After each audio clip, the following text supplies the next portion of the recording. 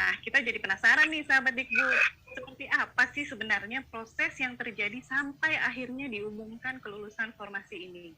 Kita langsung saja ya tanyakan ke Ibu Nunu. Ya, Bu Nunu, boleh ya saya bertanya?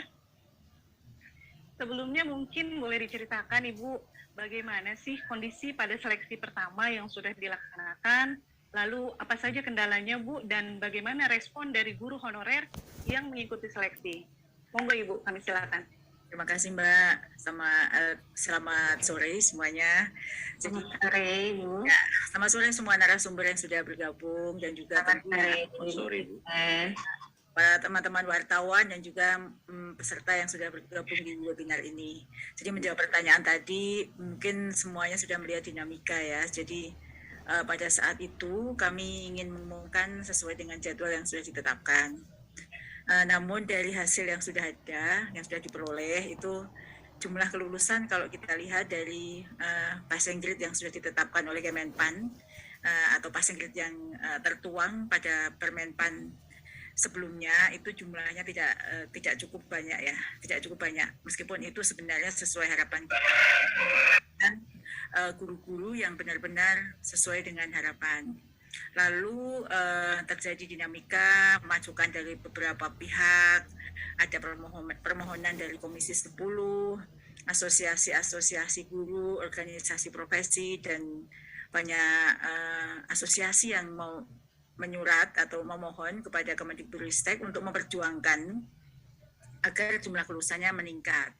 Lalu Mas Menteri beserta seluruh jajaran termasuk tentu yang lebih khusus di sini Dirjen GTK dan timnya mengusulkan tambahan kebijaksanaan terkait dengan guru-guru yang bisa lolos untuk ujian seleksi tahap 1. Seperti kita ketahui bersama, ujian tahap 1 ini difokuskan untuk afirmasi untuk guru-guru yang mengabdi di sekolah induk atau guru-guru yang sudah lama mengabdi di sekolah negeri ya. Lalu kami mengusulkan berbagai permohonan kebijakan tentu yang tidak merubah Permenpan RB nomor 28 tahun 2021 karena untuk merubah Permenpan termasuk tuntutan dari berbagai asosiasi terkait dengan afirmasi masa kerja itu dikelompokkan yang sudah 5 tahun, 5, 10, 10, 15, dan seterusnya itu tidak bisa kita akomodir karena itu harus merubah Permenpan. Lalu yang kita lakukan adalah mengusulkan yang pertama afirmasi atau bonus atau nilai ambang batas untuk yang berumur 50 tahun ke atas. Kebijakan untuk yang berumur 50 tahun ke atas itu nilai kompetensi teknisnya kita akui pengalaman beliau selama mengajar sampai umur 50 tahun itu sudah cakap.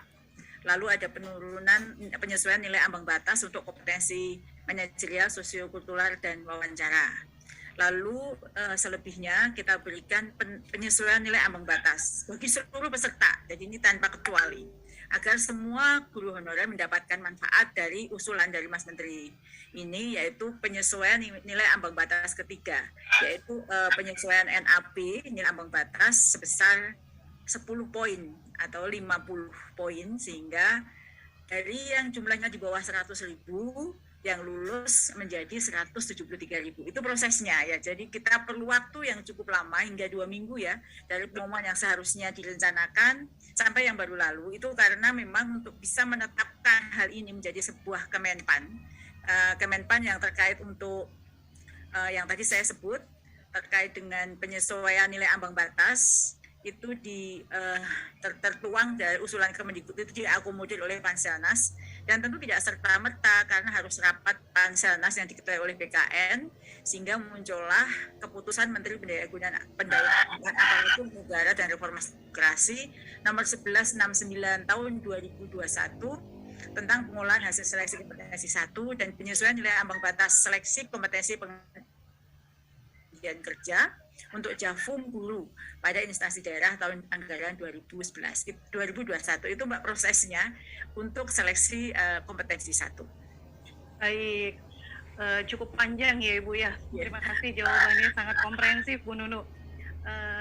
Kemudian selanjutnya Bu, bagaimana mekanisme dari seleksi kedua rekrutmen guru ASN PPPK? Apakah ada perubahan yang berbeda dengan sebelumnya?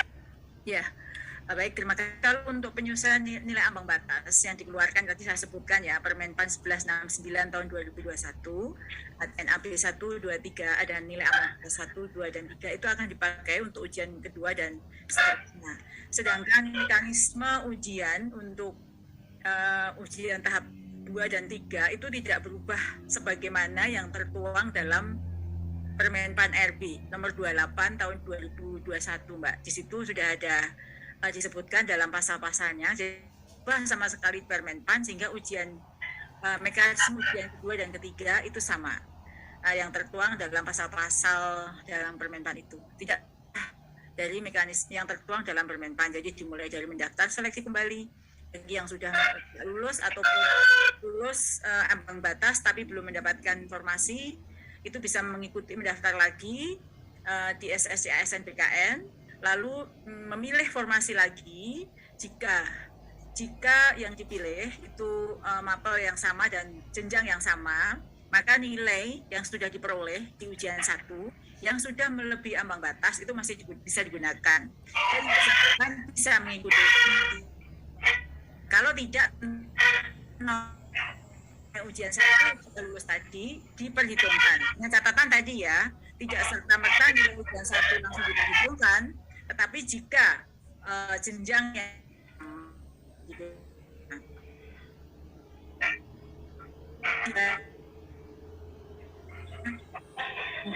akan. Mohon maaf Ibu, agak terputus-putus ya Bu Nunu.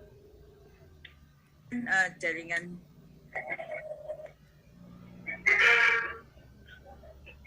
Halo Bu Nunu.